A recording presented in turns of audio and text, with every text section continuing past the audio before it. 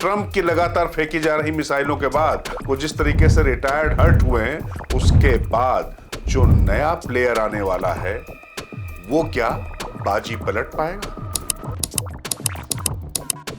ये तय हो गया है बराक हुसैन ओबामा के समर्थन के बाद कि कमला हैरिस इस बार डेमोक्रेट उम्मीदवार होंगी। दुनिया के सबसे पुराने लोकतंत्र अमेरिका के पास इस बार फिर एक बार इतिहास बनाने का मौका आ गया है। जिस तरीके से हिलेरी क्लिंटन पहली महिला राष्ट्रपति नहीं बन पाई थी और डोनाल्ड ट्रंप ने उनको हरा दिया था, लेकिन अब लगभग ये तय हो गया है बराक हुसैन ओबामा के समर्थन के बाद कि कमला हैरिस इस बार डेमोक्रेट उम्मीदवार होंगी, जो रिपब्लिकन पार्टी के उम्मीदवार और पूर्व राष्ट्रपति डोनाल्ड ट्रंप को चुनौती देंगी। तो पिछली बार हिलेरी क्लिंटन डोनाल्ड ट्रंप से हार गई थी, क्या कमला हैरिस वो बदला ले पाएंगी? नमस्कार, मैं राजकिशोर। बुलंद भारत टीवी पर आपको अमेरिका के राष्ट्रपति चुनाव की चर्चा इसलिए करना ज़्यादा जरूरी है क्योंकि भारत ही नहीं पूरी दुनिया अमेरिका के चुनावों से भी प्रभावित होती है। और इस बार अमेरिकी राष्ट्रपति का चुनाव बहुत ही दिलचस्प हो गया है क्योंकि एक तरफ रिपब्लिकन पार्टी के उम्मीदवार 78 साल के डोनाल्ड ट्रंप हैं, तो अब लगभग ये तय हो चुका है कि डेमोक्रेट पार्टी से 59 साल की कमला हैरिस उनको चुनौती देंगी। वैसे शुरुआती दौर में पूर्व राष्ट्रपति और रिपब्लिकन उम्मीदवार डोनाल्ड ट्रंप की आक्रामकता के आगे जो मौजूदा राष्ट्रपति हैं वो जो बाइडेन पिछड़ते दिख रहे थे। 81 साल की उनकी उम्र और लगातार भूल जाने की उनकी बीमारी, उसके बाद बाइडेन ने अपनी जगह किसी और को यानी कमला हैरिस पर भरोसा जता दिया, उनको आगे बढ़ा दिया। लेकिन बराक ओबामा किस तरीके से इस मामले में प्रतिक्रिया देते वो बहुत महत्वपूर्ण था। वैसे भी डोनाल्ड ट्रंप जानलेवा हमले में जब से बाल बाल बचे उसके बाद से वो और ज़्यादा जोशीले और बेबाक अंदाज में अमेरिका की जनता के बीच में बढ़त बनाते दिख रहे थे।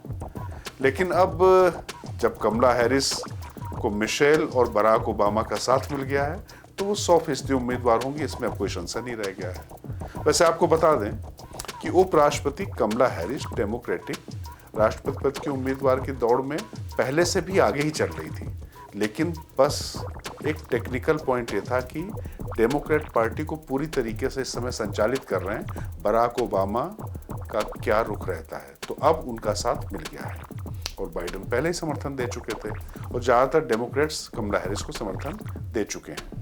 तो कमला हैरिस अब तक डेमोक्रेटिक नेशनल कन्वेंशन के अधिकतर प्रतिनिधियों का समर्थन वैसे ही हासिल कर चुकी हैं। तो अब वो उम्मीदवार बनने, इसमें भी कोई संशय नहीं बचा हुआ है। एक सर्वे के मुताबिक कमला हैरिस को प्रतिनिधियों के वोट जीतने के लिए जरूरी 1976 से ज़्यादा, मतलब अभी उनके पास 2500 से ज़्यादा उनके पास प्रतिनिधियों का समर्थन है। तो ऐसी स्थिति में कोई उनके सामने चुनौती बचती नहीं। और 7 अगस्त तक जो है राष्ट्रपति पद का उम्मीदवार की जो औपचारिक घोषणा है उसमें कमला हैरिस का नाम आना लगभग तय हो चुका है। वैसे भी डेमोक्रेट समर्थकों के बीच बराक ओबामा की, जैसा मैंने आपसे कहा, कि काफ़ी पकड़ है क्योंकि वो पहले अमेरिका के अश्वेत राष्ट्रपति थे। तो कमला हैरिस भी पहली अश्वेत उपराष्ट्रपति हैं और दोनों एक दूसरे के काफ़ी करीबी रह चुके हैं। अब ये एक नया कनेक्शन और नया इतिहास बनाने की बारी, जिसकी चर्चा मैंने शुरुआत में की थी।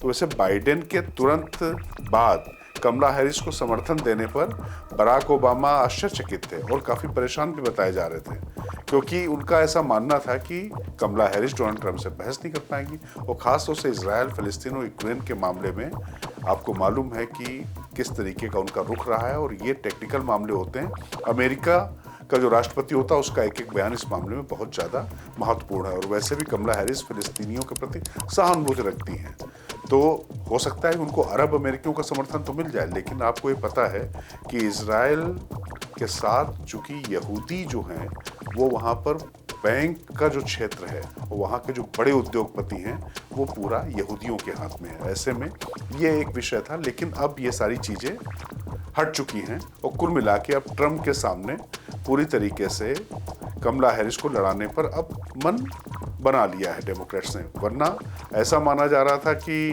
बराक ओबामा के मन में कुछ चीज़ें चल रही हैं, हो सकता है वो समर्थन ना दें। वैसे ये भी एक विडंबना है। अमेरिका जैसा अत्याधुनिक और मॉडर्न सोच वाला देश, जहां मर्द और औरत का कोई भेद नहीं होने का दावा किया जाता है, वहां लगभग 250 साल होने वाला है वहां के लोकतंत्र को कोई महिला राष्ट्रपति नहीं रही।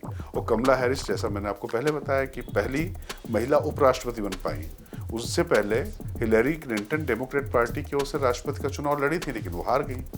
हिलेरी अमेरिका के राष्ट्रपति बिल क्लिंटन की पत्नी है और अमेरिका की विदेश मंत्री रह चुकी हैं। जहां तक बात कमला हैरिस की, तो वह भारतीय मूल की पहली महिला हैं जो 2016 में डेमोक्रेट प्रत्याशी के तौर पे अमेरिकी कांग्रेस के उच्च सदन सीनेट में पहुंचने वाली थी। उससे पहले कमला हैरिस अमेरिका के सबसे बड़े राज्य कैलिफोर्निया की अटॉर्नी जनरल रह चुकी हैं।